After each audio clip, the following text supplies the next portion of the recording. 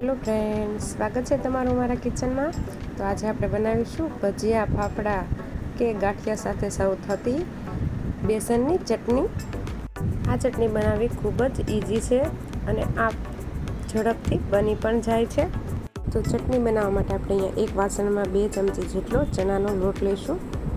આટલા લોટમાંથી તમે 4 વ્યક્તિને સર્વ કરી શકો એટલી ચટણી બનશે। ને એમાં આપણે 2 ચમચી જેટલું પાણી ઉમેરવાનું છે અને આ રીતે ચમચીની મદદથી આપણે લોટને પાણી સાથે સારી રીતે મિક્સ કરી લેવાનું છે। થોડું જ પાણી ઉમેરવાનું છે જેથી કરીને આપણા લોટમાં કોઈ પણ ગાંઠા ન રહે। પાણીની જરૂર પડે તો થોડું પાણી ઉમેરી સારી રીતે મિક્સ કરી લેવાનું છે અને લમ્સ ન રહે એનું ખાસ ધ્યાન રાખવાનું છે। એકદમ સરળ છે આ ચટણી બનાવવી એ ફક્ત 5 જ મિનિટમાં બની જાય છે ને બહાર મળે તેવી જ બનીને તૈયાર થાય છે। ને હવે આપણે આની અંદર 2 ગ્લાસ જેટલું પાણી એડ કરીશું। 2 ચમચી લોટમાં 2 ગ્લાસ પાણી એ પરફેક્ટ માપ છે અને સારી રીતે મિક્સ કરી લઈશું।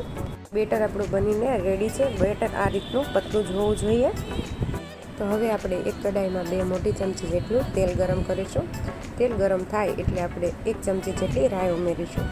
રાઈનું પ્રમાણ આ ચટણીમાં થોડું વધારે રાખવાનું છે અને મીઠા લીમડાના પાન અને 1 મરચું કટ કરેલું ઉમેરીશ અને પછી જે આપણે મિશ્રણ બનાવીને રાખ્યું છે તે ઉમેરીશું।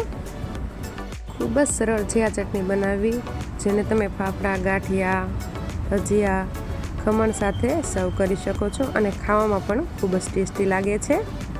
હવે ગેસને ફાસ્ટ કરી આપણી આ ચટણીને થોડી ઉકળવા દેવાની છે અને ચમચાની મદદથી વચ્ચે વચ્ચે હલાવતા રહેવાનું છે। સાથે આપણે અહીંયા મસાલા કરી લઈએ તો મસાલામાં અડધી ચમચી હળદર પાવડર ને સ્વાદ અનુસાર મીઠું, આ 2 જ વસ્તુ ઉમેરવાની છે।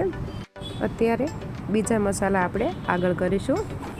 બંનેને સારી રીતે મિક્સ કરી આ ચટણીને ખાલી 1 જ મિનિટ આપણે કૂક થવા દઈશું। 1 મિનિટ જેવું થાય એટલે ચટણી આ રીતે ઉકળવા લાગશે। આ સમયે ગેસની ફ્લેમ સ્લો કરી આપણે 2 મુઠ્ઠી જેટલી ખાંડ ઉમેરીશું। બહાર આપણે આ ચટણી ખાઈએ તો ચટણીમાં ગળપણ હોય જ છે એટલે આપણે તેમાં ખાંડ ઉમેરી અને તેને પણ સારી રીતે મિક્સ કરી લઈશું। તો ચટણી બનીને આપણી રેડી છે। તો ઉપરથી ઝીણી સમારેલી કોથમીર ઉમેરીશું અને આ ચટણીને 5 મિનિટ જેવું ઠંડી થવા દઈશું। ચટણીને આપણે ઢાંકીને 5 મિનિટ થવા દઈશું। 5 મિનિટ જેવું થાય અને ચટણી થોડી ઠંડી થઈ જાય પછી આપણે તેમાં અડધા લીંબુનો રસ ઉમેરીશું।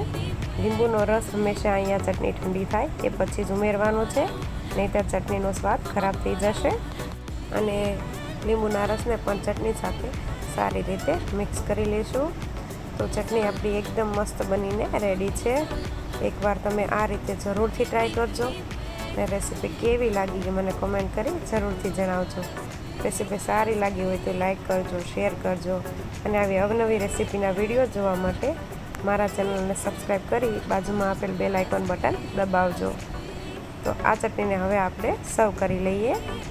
તો મળીએ નવા વિડીયોમાં, ત્યાં સુધી bye bye, thanks for watching.